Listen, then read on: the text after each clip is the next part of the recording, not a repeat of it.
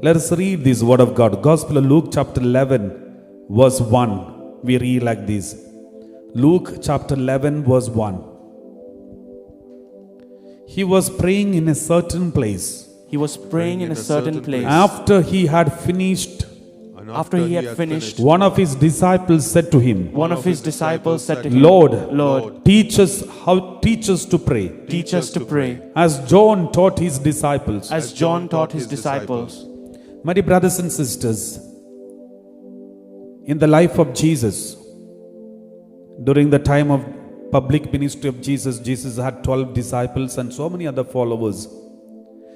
Jesus had 12 disciples and 12 apostles and many disciples. There is a difference between disciples and apostles. Jesus only had 12 apostles.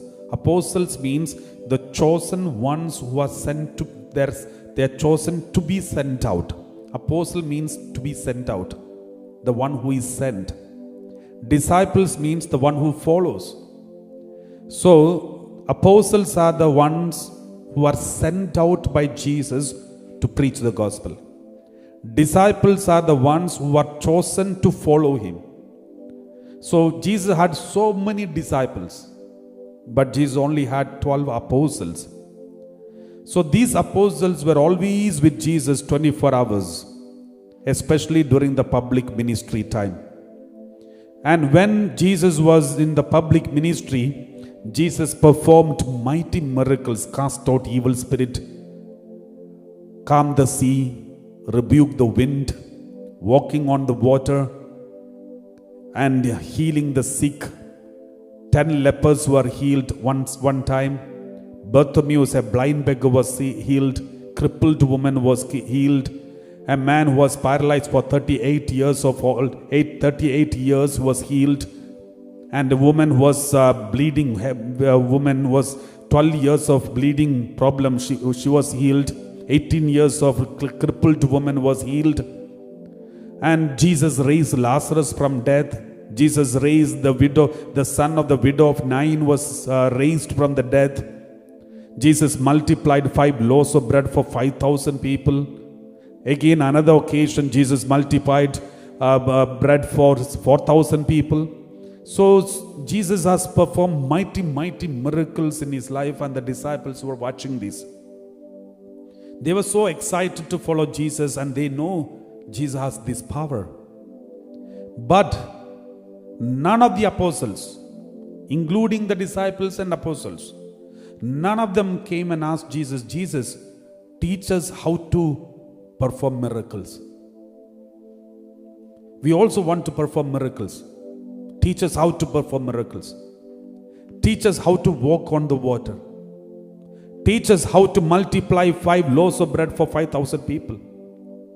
Teach us how to cast out evil spirit. None of them said, none of them asked.